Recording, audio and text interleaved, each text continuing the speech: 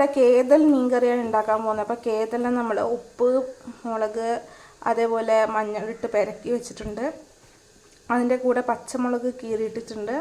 നമ്മൾ ചീൻചട്ടി ചൂടാക്കി വെച്ചിട്ടുണ്ടായിരുന്നു. കുറച്ച് എണ്ണ ഇട്ടിട്ട് ഇപ്പോൾ കടുകിട്ടു. നമ്മൾ ഇതിൽ തക്കാളിയും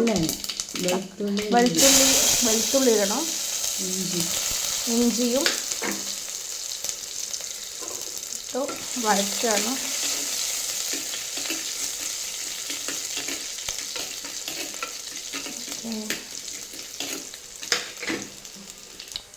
ഇതിലേക്ക് ചെറിയ ഉള്ളി വേണം. അപ്പോഴേക്ക് കുറച്ച് വഴറ്റിയെടുക്കാം നമുക്ക്. ഓവർ കരിഞ്ഞു പോകണ്ട കേട്ടോ ഗൈസ്. ഇതിലേക്ക് നമ്മൾ ചെറിയുള്ളി ഇടുകയാണ്. ഓക്കെ,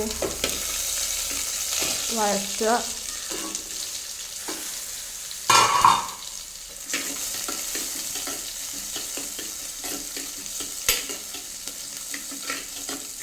ചെറിയ ഗോൾഡനിഷ് ആയതിനു ശേഷം തക്കാളി നമ്മളിടുന്നു.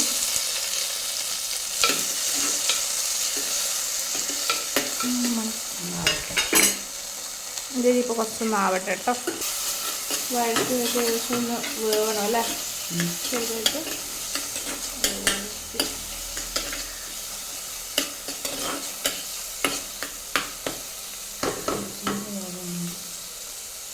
ഓക്കെ, കുറച്ചും കൂടി വേവാണ്ട് ഗൈസ്.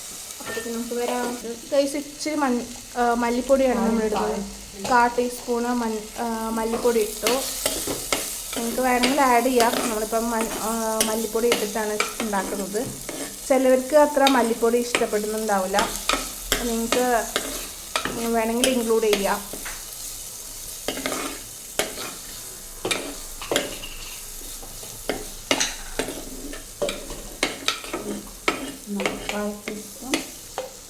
കാശ്മീരി മുളക് 1/4 ടീസ്പൂൺ നമ്മൾ കാശ്മീരി മുളക് പൊടിയാണ് ഇടുന്നത്.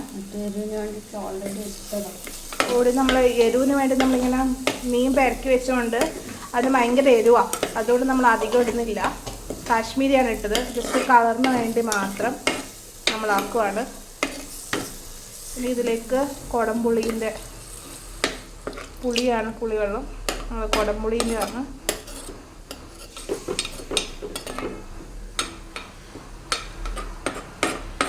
കുറച്ച് വെള്ളം കൂടി ഒഴിക്കുന്നു.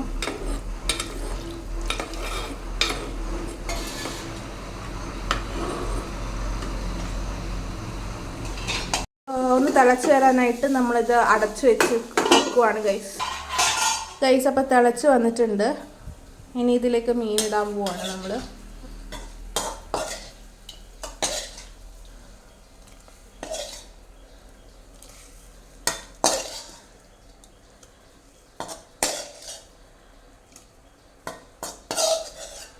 നമ്മളിത് തലയും കൂടി എടുത്തിട്ടുണ്ട് കേട്ടോ.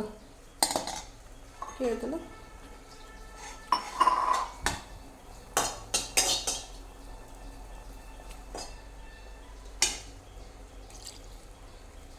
ഇതിന് തിളക്കണം അല്ലേ? മൂടി വെക്കുക ഗൈസ്. ഓക്കെ, ഇത് ഏകദേശം പതച്ച് വന്നിട്ടുണ്ട് ഗൈസ്. അപ്പം നമ്മൾ എന്ത് ചെയ്യുന്നു? കറിവേപ്പില ഇടാൻ പോവാണ് ഗൈസ്. ഓക്കെ, ലേശം വെളിച്ചെണ്ണ, പച്ച വെളിച്ചെണ്ണ ഒഴിച്ചിട്ട് നമ്മളിതെടുത്ത് വെക്കും.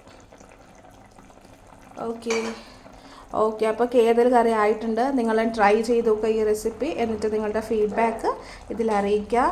ഓക്കെ, അപ്പോൾ വീണ്ടും നല്ല റെസിപ്പീസുമായിട്ട് നമ്മൾ വീണ്ടും വരുന്നതായിരിക്കും. Bye guys.